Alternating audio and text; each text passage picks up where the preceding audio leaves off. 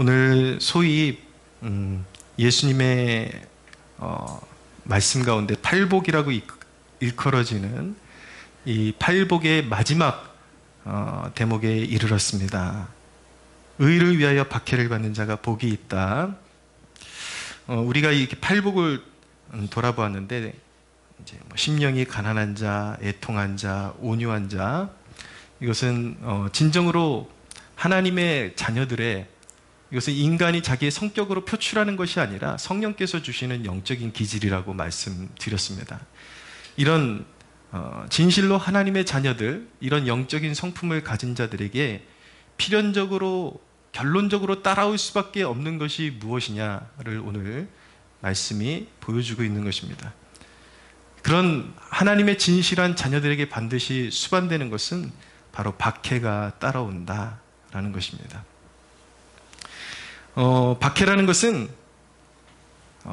어떤 시대의 가장 어두운 시대의 어떤 순교의 위협을 가하는 그런 박해도 있겠지만은, 이렇게 아무 일 없어 보이는 이런 시대의 한복판에서도 믿는 모두에게는 사실은 사람들에게 무시당하거나 멸시당하거나 이런 박해가 반드시 있게 되어 있습니다. 성경에 보면은 다윗이라는 인물도 평범한 가정 속에서도 박해 아닌 박해가 있었다는 것을 알게 됩니다. 막내 아들로서 다윗은 굉장히 하나님과 친밀한 사람이었죠. 그러나 그의 부모도 그의 형제들도 다윗을 좀 업신여기는 그런 면모가 있었습니다. 똑같이 믿는 가정인데도 불구하고 좀 더 하나님께 가까운 사람들에게는 무언가 그런 어떤 암묵적인 박해가 일어나기 마련입니다. 사도 바울이라는 인물을 보면은 그가 유대교에 있을 때는 그는 박해를 받지 않았습니다.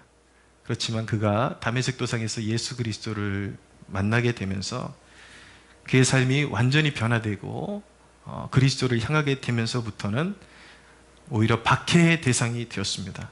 바울의 삶을 보면 얼마나 죽을 고비를 많이 넘기고 그런 환난에 노출되어지고 그런 핍박의 삶을 그가 견디면서 사역을 했는지를 우리가 찾아볼 수가 있습니다. 결론부터 말하자면은 박해를 받는다라는 것은 매우 영광스러운 것입니다. 그것은 영적으로 가장 하나님의 자녀답기 때문에 자연스럽게 일어나는 일인 것입니다. 그러면 우리가 의를 위해 박해를 받는다라는 것이 어떤 뜻을 가지고 있는지 조금 더 자세히 들여다볼 필요가 있겠죠. 그래서 제가 여러분들에게 몇 가지로 그것을 설명해 드리겠습니다. 첫째, 의를 위해서 박해를 받는다라는 것은 여기서부터 출발해야 됩니다. 많은 사람들이 착각을 하는 경우들이 있습니다. 박해가 아닌 것을 박해로 착각하는 경우들이 있어요. 그래서 첫째로 기억하는 것은 무엇이냐면, 나로 인해서 내 자아, 다듬어지지 않은 자아로 인해서 박해를 일어나는 불안은 박해를 받는 것과 전혀 다른 것이다라는 것을 알아야 합니다. 베드로전서 2장 20절에 보면 이런 말씀이 있습니다. 죄가 있어 매를 맞고 참으면 무슨 칭찬이 있으리요. 또 4장 16절, 너희 중에 누구든지 살인이나 도둑질이나 악행이나 남의 일을 간섭하는 자로 고난을 받지 말라. 그러니까 자신의 어떤 부주의함이나 다듬어지지 않은 그런 성격이나 그런 어떤 사회적으로 불성실하기 때문에 오는 그러한 핍박이, 고난이 있을 수 있다는 거예요. 근데 그런 식으로 욕을 받는 것은 영광스러운 것이 아니라 하나님의 영광을 오히려 가리게 된다라는 것을 말씀하고 있는 것입니다. 신앙인들이 좀 잘못 사용하는 말이 있습니다. 많은 사람들이 자기 감정이 상하면 쉽게 하는 말이 무엇이냐면, 나 오늘 공격받았어. 나 오늘 왜 이렇게 공격이 심하지? 라는 말을 굉장히 자주 합니다. 생각보다. 근데 여러분, 누군가가 믿음을 가진 사람이 사회 속에서 자기의 역할을 성실하게 감당하지 못하고 회사에 습관적으로 늦어요. 그러면 당연히 상사에게 질책을 받겠죠. 보다가 이제 너무하다 싶으면 아마 한마디씩 할 거예요, 상사가. 그럼 그것은 여러분 박해를 받는 것이 아니라 마땅히 받아야 될 책망을 받고 있는 것입니다. 회사에서 어떤 일을 맡겨줬는데, 프로젝트를 맡겨줬는데 성실하지를 못해요. 그럴 때 받는 책망은, 그것은 영적으로 공격을 받는 것이 아니라 당연히 받아야 되는 합당한 책망인 것입니다. 근데 우리 그리스도인들이 영적으로 이런 부분을 잘 이렇게 이해를 못하는 부분이 있습니다. 자기 감정이 조금 상하면 무조건 공격받는다라고 생각을 하는 것이죠. 마땅히 조언을 받아들이고 때로는 마땅히 책망을 받고 개선되어야 할 점을 상대방이 나를 공격한다라고 인식을 해버리면 결코 성장을 할 수가 없는 것입니다. 오히려 진짜 영적인 공격이라는 것은 무엇이냐면, 어떤 조언이나 책망을 마땅히 받아야 하는 그 순간에 너무 극도로 예민한 상태가 되어서 조언을 받지 못하는 마음의 상태를 갖는 것이, 오히려 그것이 바로 공격을 받고 있는 것입니다. 그냥 잘못이 드러나면 잘못했습니다, 내가 잘못했구나, 그렇게 숙일 줄 알면 되는 것입니다. 조금 더 교묘한 사람들은 자기 잘못을 이해를 해요. 인정을 합니다. 그런데 어떤 사람들 같은 경우는 앙심을 품는 경우가 있어요. 그래, 내가 이번에는 잘못했다. 그렇지만 내가 잘못한 건 맞지만 그 사람의, 이제 다른 사람의, 그 질책하는 사람의 어떤 흠거리를 찾기 위해서 굉장히 노력하는 그런 모습들이 있죠. 그것은 하나님의 자녀의 모습이 아닌 것입니다. 그 자아가 계속 끊임없이 발동을 하고 있는 거예요. 하나님 보시기에 굉장히 좋지 않은 부분인 것입니다. 잘못된 언어의 습관, 잘못된 소통의 습관, 어떤 무례함에서 빚어지는 갈등과 책망도 있습니다. 그런데 그것을 잘 알지 못하는 때가 있습니다. 여러분, 신앙의 열정도 잘못된 열정에서 빚어지는 비난도 있습니다. 전도를 해야 되죠. 저도 매주 목요일마다 이 성신여대 로데오 거리 앞에 나가서 우리 지체들과 함께 전도를 합니다. 저는 이렇게 피켓을 들고 거기서 말씀을 선포하고, 이제 시간이 되는 우리 지체들은 거기서 전도지를 나누어 줍니다. 이렇게 불특정 다수 앞에서 하나님의 복음을 선포하는 경우들이 있는데, 어떤 경우들은 절 앞에 가서 피켓을 들고 찬송을 부르고 거기 스님들한테 모욕적인 말을 하면서 전도를 하는 사람들이 있습니다. 근데 사회적으로 비난을 받죠. 근데 자신들은 그것을 핍박을 받는다라고 생각하는 거예요. 특정 대상에게 모욕을 주면서 전도를 하는 것은, 그것은 핍박을 받는 것이 아니라 싸움을 유발시키는 것이죠. 그것은 불특정 다수에게 가서 복음을 선포하는 것이 아니라 어떤 특정 대상에게 도전을 하는 것이니까, 당신들은 다 마귀의 자식입니다라고 선언을 하고 있는 거잖아요. 물론 영적으로 보면 틀리지 않아요. 모든 사람들은 다 마귀의 지배 아래 놓여 있기 때문에, 어둠의 권세 아래 지배 아래 놓여 있기 때문에 복음을 선포해야 합니다. 그렇지만 방식이 잘못됐다라는 것입니다. 그 사람 얼굴 앞에 가서 당신은 마귀의 자식입니다 라고 이렇게 선포하는 것은, 그것은 그렇게 사회적으로 비난을 받는 것을 핍박으로 생각하는 것. 분명히 자신들은 하나님의 영광을 위해서 그 일을 하고 있다라고 생각하겠지만, 그것은 무례한 것이지, 그리고 싸움을 유발시키는 것이지 결코 정상적인 전도 활동이라고 말할 수가 없는 것입니다. 그것을 가지고 영광스러운 핍박이라고 생각하는 것은 사실은 정신 승리인 것이죠. 이단들이 잘 하는 행동이 있습니다. 이단들의 설교를 잘 들어보잖아요. 그러면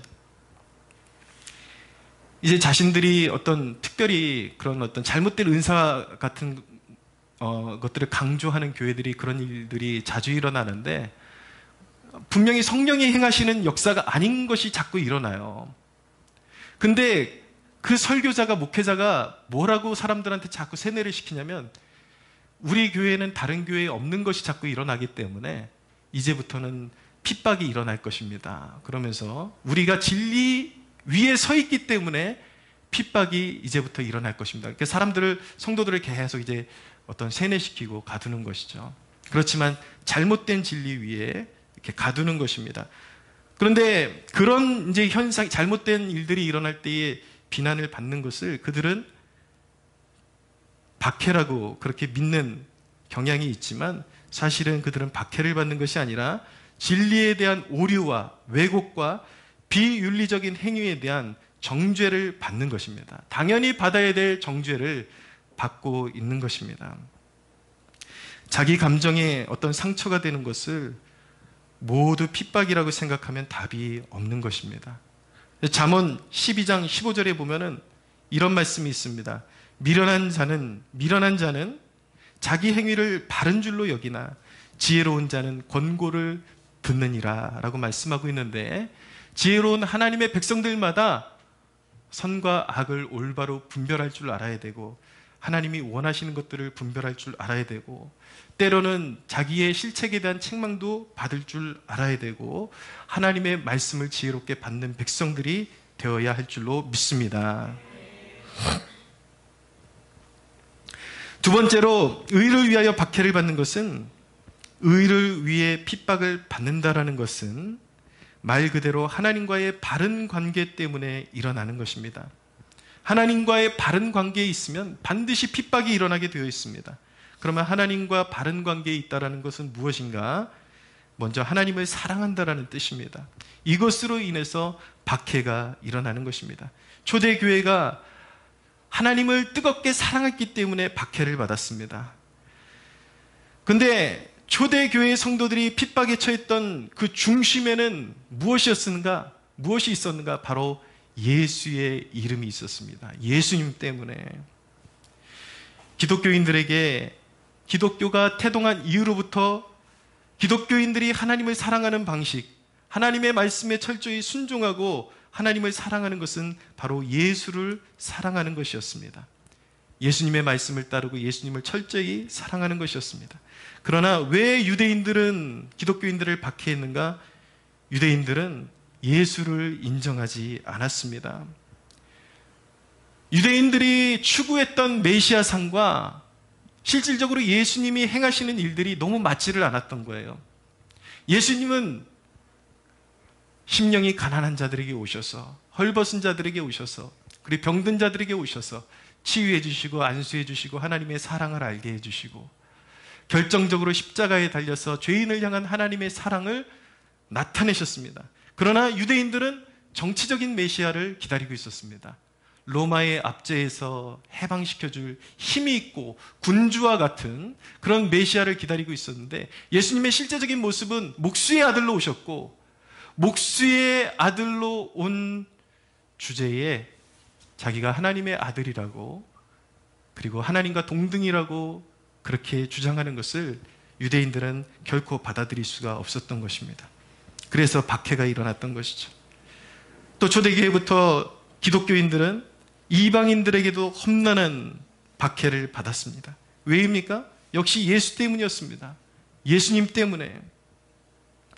당시 로마가 요구하던 것은 황제 숭배였습니다. 어떤 사업을 일구고 장사를 하고 사회에서 자리 잡는데 이 황제 숭배와 너무나도 밀접한 관계가 있었습니다. 이 상인들 공동체에서 물건을 팔고 거래를 하려면 황제 숭배를 해야만 거래를 할 수가 있었습니다. 황제 숭배를 거부한다는 것은 직업을 잃는다는 것을 의미했습니다. 그러나 그리스도인들에게는 가장 위대하고 가장 섬겨야 하는 그 유일한 그 한 분의 이름이 무엇이었는가? 바로 예수 이름이었기 때문에 그들은 예수님만이 로드, 당시 황제를 큐리오스라고 했거든요. 기독교인들에게는 로마의 황제가 큐리오스가 아니라 예수 그리스도만이 진정한 큐리오스였기 때문에 그들은 그 신앙 고백으로 인해서 박해를 받을 수밖에 없었던 것입니다. 근데 로마가 요구했던 것은 무엇이냐면, 그래 그러면 예수도 믿어라. 그렇지만 황제도 숭배하고, 그리고 이 로마의 모든 시민들이 숭배하는 그 다신들, 여러 신들을 함께 인정해라 라고 그렇게 추궁했던 것입니다. 그러나 당시의 기독교인들은 절대로 그런 일에 타협하지를 않았어요. 절대로 타협하지를 않았어요. 나의 죄의 짐을 지시고 나를 사랑하시고 나를 위해 피 흘려주시고 나를 위해 자신의 하늘 보좌를 박차시고 이 땅에 오신 죽음의 권세를 이기시고 부활하신 예수만이 그 예수의 이름과 다른 이름을 동등하게 둘 수가 없는 거예요. 견줄 수가 없는 이름, 그 고백이 성도들의 심령 그 중심에 있었기 때문에 결코 다른 이름과 혼합할 수가 없었던 것입니다. 그래서 초대교회 성도들은 많은 사람들이 많은 경우에 직업을 잃어버렸습니다. 직업을 잃어버리고 생계를 잃어버리면서도 그들은 타협하지 않고 예수의 이름을 선택했던 것입니다. 여러분, 무엇과도 바꿀 수 없는 예수만이 나의 주시고 예수를 섬길 수 없다면 나는 차라리 직업을 버리고 말겠다라는 이 신앙 고백과 그 신앙 고백에 일치하는 그 결단으로 인해서 박해가 일어난 것입니다. 오늘날 기독교인들 가운데 제사 지내는 사람들이 그렇게 많습니다. 미신 섬기고 제사 지내는 사람들. 여러분, 이 세상의 한복판에서 하나님의 자녀로 살아간다는 것은 이거 한 가지는 확실하게 해야 하는 것입니다. 예수 외에는 우리에게 구원자가 없습니다. 할렐루야. 우리에게 예수를 허락하신 하나님 외에는 우리의 구원자가 없고 우리의 길을 인도하는 자가 없습니다. 그것을 망각하고 다른 신에게 절하거나 삶을 의탁하거나 죽은 자에게 절하거나, 여러분, 이것은 믿음을 배반하는 것과 같은 것입니다. 여러분들이 진정으로 하나님의 자녀이길 원한다면 이 세상에 존재하는 모든 종류의 우상 숭배를 거절해야 하는 것입니다. 여러분들 진정으로 하나님의 자녀라면 모든 우상 숭배를 거절하는 복된 하나님의 백성들 되시기를 축복합니다. 하나님과의 바른 관계에 있다는 것은 주님을 닮았다라는 것입니다. 주님을 닮았기 때문에 박해가 오는 것입니다. 예수님을 우리가 우리의 삶의 중심에 모시게 되면 성령이 오십니다. 하나님의 영이 우리 마음 가운데 거주하십니다. 성령이 오신 표징으로서 나타나는 것은 무엇이냐면 주님과 같은 삶과 행동의 양식이 생겨나기 시작한다라는 것입니다. 하나님을 향한 열심이 생기게 돼요. 그리고 삶의 목적이 이전에는, 이 성령 받기 전에는 그냥 신앙생활 하면서도 나의 목적과 나의 뜻을 위해서 살았다면 성령이 내 안에 오셨음을 자각하는 그 순간에 세상과 타협하지 않고 내가 살고 죽는 이유가 오직 하나님 안에 있고 하나님의 영광을 위한 것이라는 의식이 생겨나면서 내 모든 삶의 순간순간마다 시간을 헛되이 보내지 아니하고 오직 하나님의 영광 그리고 하나님과 동행하는 삶을 추구하게 되는 것입니다. 삶의 현격한 변화가 일어나게 되죠. 그러니까 때때로 어느 가정에, 믿는 가정에 누군가가 이런 변화가 일어나기 시작하면 제일 긴장하는 사람이 누구냐면 가족들이 긴장하기 시작합니다. 같이 믿는다고 했던 위기감이 느껴지기 시작하는 거예요. 이러다가 내 아들 뺏기는 거 아닌가? 이러다가 내 자식들 이상하게 되는 거 아닌가? 뺏기게 되는 거 아닌가? 그런 위기감을 느끼게 되는 거예요. 여러분들이 성령을 따라서, 주님을 따라서, 주님의 말씀을 따라서 살고자 할 때에 교회에 다니는 여러분들의 가족이 여러분들의 편이 되어줄 것이라고 생각하는 것은 착각입니다. 여러분, 명목상의 교인과 성령 받은 신자의 차이는 물과 기름과 같은 것입니다. 사랑하는 여러분, 여기에 여러분들에게 주는 도전이 있습니다. 여러분들은 어떻습니까? 명목상의 그리스도인이 아니라 예수 때문에 살고 죽을 수 있는 진정한 성령 받은 그리스도인 되시기를 축복합니다. 할렐루야. 인생의 중요한 날이 오죠. 역경의 날, 환난의 날, 어떤 이런 상징적인 날이 오면은 성령 받은 하나님의 자녀들은 사람들이 보기에는 굉장히 어리석고 미련해 보이는 길을 선택합니다. 꾹 참고 인내하고 기도하는 것이죠. 인간적으로 행동하지 않고 그렇게 하나님 앞에 철저히 복종하는 모습이 가족들에게는 어떻게 비칠 수가 있냐면 맹신적이고 이성을 잃은 모습으로 보일 수도 있는 것입니다. 옥합을 깨어드리고 싶을 때에 같이 예수 믿는 가족인 줄 알았는데 성령과 함께 동행하지 않는 가족은 내가 옥합을 깨어드릴 때 정신이 나간 것으로 보일 수도 있습니다. 여러분이 순종할수록 가족들은 여러분들을 이해하지 못하게 되는 것입니다. 여러분들이 오히려 예수님의 말씀에 철저히 순종하고 하나님을 사랑하고 따라갈수록 예수님의 모습이 여러분들의 삶 가운데 나타날수록 다윗이 그 가족으로부터 업신여김을 받은 것 같은 그런 일들이 일어날 것입니다. 그러나 여러분, 두려워하지 마십시오. 하나님이 여러분들을 사랑하신다라는 표징인 것입니다. 할렐루야. 핍박의 본질은 영적인 싸움이에요. 마귀가 주님을 미워하기 때문에, 증오하기 때문에 주님을 닮은 사람도 싫어하는 것입니다. 주님처럼 생각하고 주님처럼 하나님 사랑하고 아버지 사랑하고 그런 이제 가치관을 가진 사람을 마귀는 너무나도 싫어하는 것입니다. 본능적으로 알아요. 영적인 박해라는 것은 내가 무언가를 특별히 잘못해야만 오는 것은 아닙니다. 정상적으로 살고 있는데, 그냥 평범하게 살고 있는데도 이상하게 사람들이 나를 싫어하는 그런 일들이 생기기 마련입니다. 왜 그럴까요? 박해라는 본질 자체가 영적인 싸움에 있기 때문인 것입니다. 그러나 여러분들이 기억해야 하는 것은 무엇인가?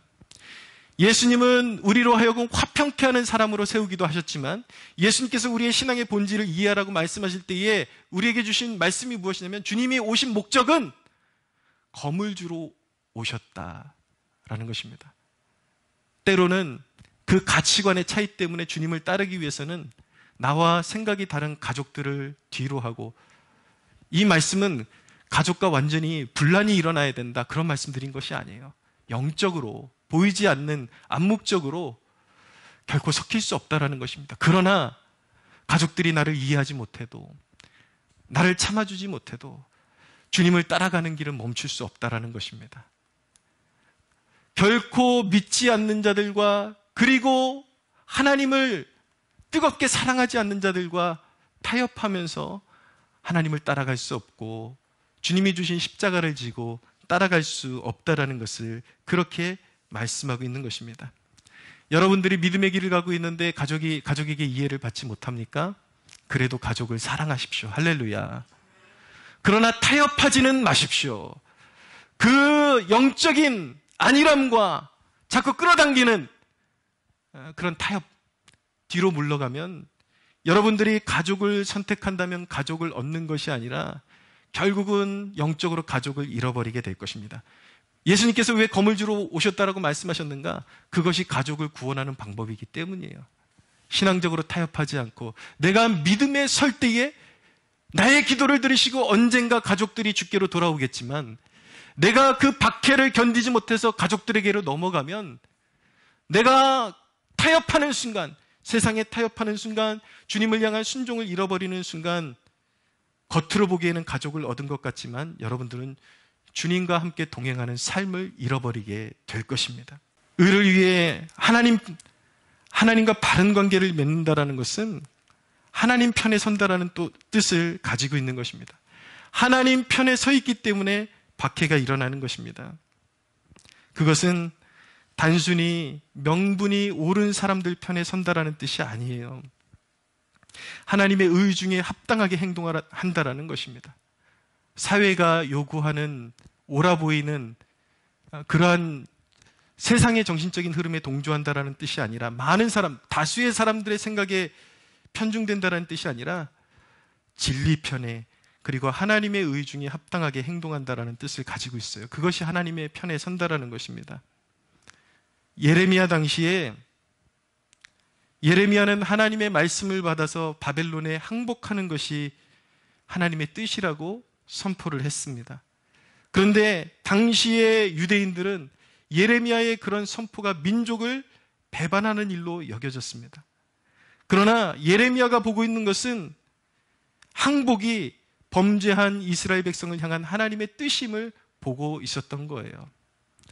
하나님이 범죄한 이스라엘 백성, 영적으로 순결을 잃어버린 이스라엘 백성들을 징계하셔야 한다는 것을 예레미야가 보고 있었기 때문에 바벨론의 멍에를 매야 한다라고 그렇게 선포를 했던 것이죠. 그러나 하나님의 뜻을, 하나님의 의중을 몰랐던 대다수의 사람들은 예레미야가 하는 그 말이 민족을 배반하는 말처럼 그렇게 느껴졌기 때문에 예레미야가 그렇게 모진 핍박을 받고 그렇게 고난을 받아야 했던 것입니다. 인간이 생각하는 의로움과 하나님이 생각하시는 의로움이 그렇게 온도 차이가 클 수 있다는 것을 여러분들 알아야 합니다. 오늘날에도 사람들은 진영에 따라서 당신은 나랑 같은 진영이니까 무조건 우리랑 똑같은 말을 해야 해 라고 그렇게 강압을 주지만, 진정한 하나님의 사람은 아무리 사람들이 말하는 명분이 좋아도 거짓된 평가에 동조하지 않는 것입니다. 진리만을 말해야 하는 것입니다. 믿으십니까? 우리 기독교는 근본적으로 동성애에 반대합니다. 그런데 이 동성애에 반대하는 진영에서 가끔씩 동성애 너무 열심히 지나쳐서 동성애와 무관한 그런 사역자들을 동성애를 옹호하는 그런 사역자들로 폄하하고 힐난하고 그렇게 모욕을 줄 때가 있습니다. 가끔씩 저는 그것 때문에 이제 어떤 분란에 휘말려들 때가 있었는데, 우리가 동성애를 반대하는 것은 명확하고 그것은 우리 기독교인의 가치관이지만, 내 이웃에 대해서, 내 형제에 대해서 거짓 증언을 하는 것은 또한 하나님의 뜻이 아닌 것이죠.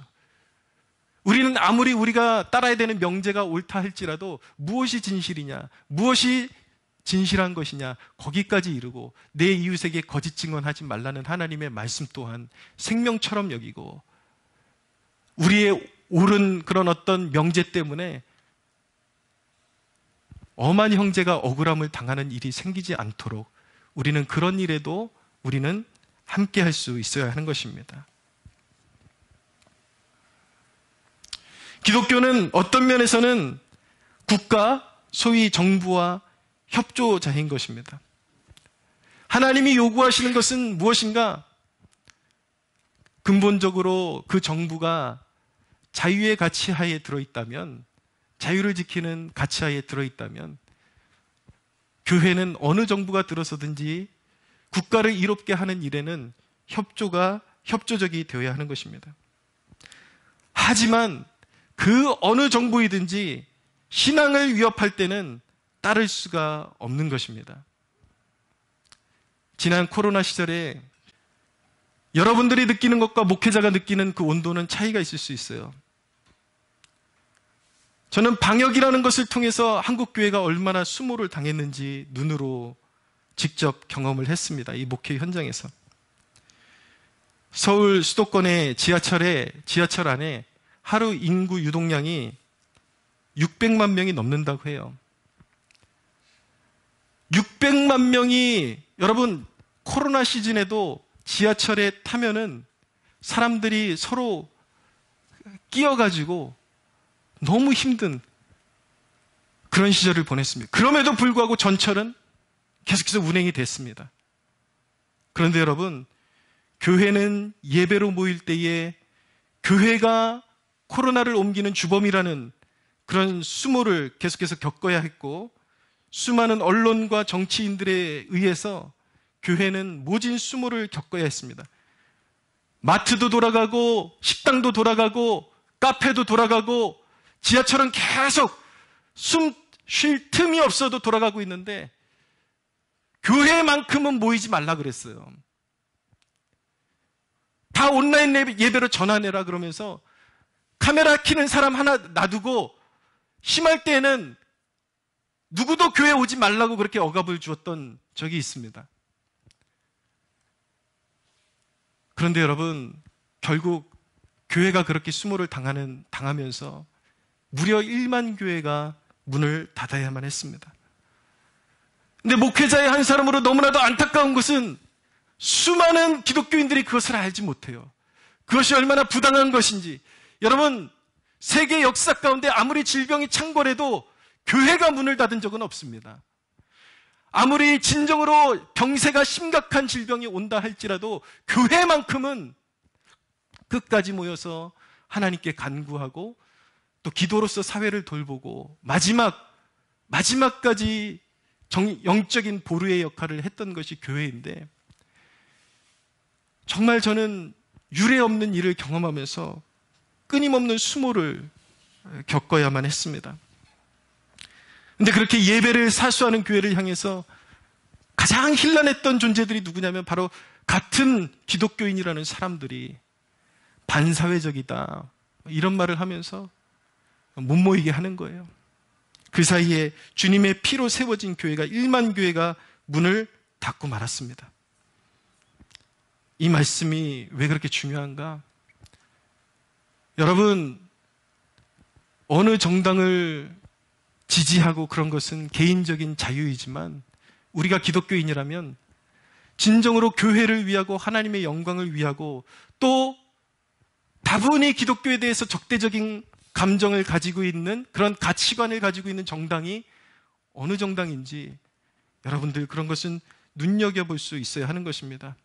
이전에 그렇게 방역을 했던 그 정당에 속한 후보가 지금 최근에 코로나 당시에 방역 의료적인 책임을 가졌던 그 의사에게 또다시 그런 질병이 오면은 어떻게 대처를 해야 되는지 지금 자문을 구한다라는 그런 기사가 뜨고 있거든요.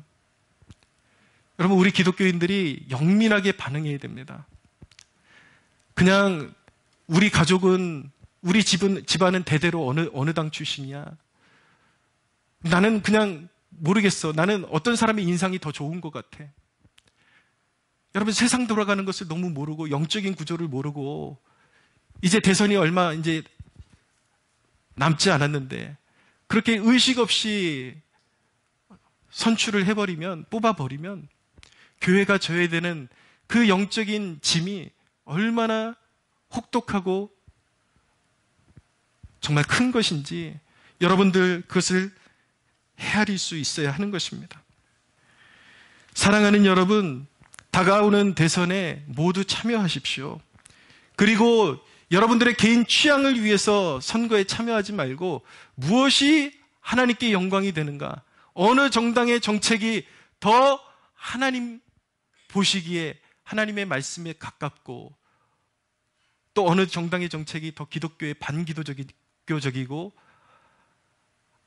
하나님을 대적하는 그런 위치에 있는지 심도 있게 살펴보시고 하나님의 영광을 위해서 투표할 수 있는 여러분들 되시기를 주님의 이름으로 축원합니다. 그러나 여러분, 기독교인이 알아야 할 일이 있습니다. 만일 우리가 원하는 결과가 나오지 않았고 정치적인 안정 위에서만 기독교가 설 수 있다라고 믿는다라면 여러분들은 거짓말을 믿는 것입니다. 본래 기독교의 토양은 박해와 억압이었습니다. 참 기독교는 언제나 세상에 기반을 두지 않았음을 기억하십시오. 하나님의 섭리 가운데 어떤 정권이 서든지 그것 때문에 흔들리지 않는 여러분들 되시기를 바랍니다. 할렐루야. 우리는 하나님께 속했습니다. 우리는 근본 하나님 나라의 통치를 받고 있습니다. 그 세상 어느 정권도 하나님의 통치를 여러분 벗어날 수가 없습니다. 그것이 어느 정당이든지 그들은 하나님의 손 아래에 있음을 믿으시기를 바랍니다. 그들이 하나님을 대적하는 자들이라면 반드시 심판을 받을 것이고 또한 하나님의 교회와 하나님 나라에 유익을 주는 자들이라면 거기에 맞는 하나님의 또한 상급이 있을 것입니다. 여러분, 핍박이 오면 우리는 뒤로 물러나는 것이 아니라 더 강력한 빛을 발하는 것이 우리 신앙이어야만 하는 것입니다. 믿으십니까? 제발 여러분, 무슨 총선이다 대선이다 끝나면 꼭 거의 죽을 표정으로 이렇게 교회 나오시는 분들이 있어요. 불신이에요. 우리의 왕은 건재하십니다. 그분을 투표로 끌어낼 수도 없습니다. 그분이 다스리고 계십니다. 할렐루야. 우리는 늘 성령의 빛 가운데서 흔들림이 없는 그 자태를 가지고 주님을 섬겨야 하는 주님의 백성들인 것입니다. 여러분, 비록 우리에게 기회가 있을 때에 기독교의 우호적이고 또 이 땅을 그런 어떤 동성애나 젠더 이데올로기나 더러운 것들로 물들이지 않는 정당을 추구해야 되는 것은 맞는 것이지만 잠시 하나님의 뜻이 있어서 그렇지 않은 자들이 권력을 쥔다 할지라도 우리는 오직 예수로 만족하는 자들임을 항상 가슴판에 새기는 여러분들 되시기를 축복합니다. 세 번째 메시지는 이것입니다. 의를 위해 박해를 받는다는 것, 내가 하나님의 자녀이며 하늘의 상급을 받을 자라는 분명한 증거가 되는 것입니다. 핍박은 축복입니다. 11절에서 12절을 보세요. 오늘 본문. 나로 말미암아 너희를 욕하고 박해하고 거짓으로 너희를 거슬러 모든 악한 말을 할 때에는 너희에게 복이 있나니 기뻐하고 즐거워하라. 하늘에서 너희의 상이 큼이라. 너희 전에 있던 선자들도 이같이 박해하였느니라. 여러분, 핍박은 하나님의 아들로서 대우를 받는 것입니다. 이 싸움은 태초부터 시작된 것입니다. 사탄은 하나님의 씨를 박해하도록 작정되어 있습니다. 요한복음 15장 19절에 이런 말씀이 있어요. 너희가 세상에 속하였으면 세상이 자기의 것을 사랑할 것이나 너희는 세상에 속한 자가 아니요 도리어 내가 너희를 세상에서 택하였기 때문에 세상이 너희를 미워하느니라. 왜 박해를 받는가? 우리가 미움을 받는 것은 주님의 것이기 때문에 그렇습니다. 여러분, 믿음 때문에 모진 소리도 받아보고 또 사람들에게 미움도 받아보고 그것이 영광스러운 것입니다. 여러분, 너무 사람들 비유 맞추려고 그렇게 살아가고 있지는 않습니까? 여러분은 사람들의 조롱 섞인 눈이 무서워서 그리스도인을 감추고 살아가고 있지는 않습니까? 그러나 주님께서 말씀하신 이 말씀 꼭 기억하십시오. 누구든지 나를 부끄러워하면 내가 천사들과 함께 이 땅에 올 때에 아버지와 천사들 앞에서 그를 부끄러워할 것이라고 말씀하셨습니다. 여러분, 신앙 때문에 욕먹는 게 두려우세요? 두려울 수 있어요, 솔직히. 신앙이 어릴 때는 사람들 앞에서 밥 먹을 때 기도하는 것조차 부담스러울 때가 있습니다. 그러나 달라져야 합니다. 여러분, 세상에 가장 높은 사람을 알면서 부끄러워하는 사람이 있을까요? 하나님은 온 우주의 통치자이시고 위대하신 왕이십니다. 하나님을 자랑스러워할 수 있는 마음이 우리의 중심에 있게 되기를 축원합니다. 부끄러워하지 마십시오. 이젠 달라져야 합니다. 주님은 조롱과 핍박을 지나서 부활의 영광과 승리를 얻으셨습니다. 주님은 최후 승자이며 심판장이십니다. 주님의 이름을 위해 핍박받는 자들도 이 영광스러운 부활과 승리에 참여하게 될 것입니다. 여러분, 세상 끝에 영화로운 상급과 영원한 심판이 있습니다. 여러분, 어느 길로 걸어가기를 원하십니까? 여러분들의 노선을 확실하게 정하십시오. 애매한 신앙은 없습니다. 영원한 상급을 얻으시겠습니까? 영원한 심판, 꺼지지 않는 불 지옥이 있습니다. 어느 것을 선택하시겠습니까? 오늘 이 말씀 가운데 성령의 감화를 통해서 나에게로 오라고 말씀하시는 주님의 음성 듣게 되기를 축원합니다. 항상 그리스도인에게는 시련이 있습니다. 이것도 잠시 허락된 핍박이라고 말씀드릴 수 있어요. 그러나 믿음을 지키는 자는 상을 얻습니다. 세상 부귀보다 영생이 귀합니다. 영생은 주님과 함께 기쁨도 나누지만 역경도 함께한 백성들에게 주어지는 최고의 선물입니다. 그러나 오해는 하지 마십시오. 일부러 고행을 해서 천국에 간다라는 뜻이 아니에요. 참 믿음은 주님의 기쁨과 고난 모두에 인내하는 열매로 드러나야 한다라는 뜻인 것입니다. 사랑하는 여러분, 믿음을 지키는 자는 구원을 받을 것입니다. 인내하는 자는 상을 받게 될 것입니다. 할렐루야. 이 시간 우리 기도하면서 나아갈 때에 세상 조롱과 고난에 무릎 꿇지 않게 해주십시오. 하나님, 가장 어두운 시대 가운데 우리가 그리스도인으로 살아가고 있습니다. 세상에 살아가다 보니 이 세상이 얼마나 어두운지도 알지 못하고 우리 믿음의 선조들이 피 흘려 세운 이 나라, 기독교의 적대적인 세력들이 삼키려 하고 있음에도 아직도 눈을 뜨지 못하고 살아왔습니다. 하나님, 불쌍히 여겨주시고 내 지인들의 핍박과 조롱하는 목소리 때문에 아직도 하나님 편에 서 있지 못한 내 자신은 아닌지 돌아보면서 하나님, 세상의 조롱과 고난에 무릎 꿇지 않게 하여 주시옵소서. 끝까지 믿음을 따라가게 하여 주시옵소서. 주님을 위해서 받는 고난도 부끄러워하지 않고 뒤로 물러서지 않게 하여 주시옵소서. 아멘. 우리 함께 주여 부르짖고 기도합니다. 주여. 주님, 오 주님. 주님, 박해를 두려워하지 않는 신앙인 되기 오 원합니다. 주님. 어떤 일이 있어도 세상의 신앙을 조롱과 끝까지 지키기 원합니다. 하나님 세상의 핍박에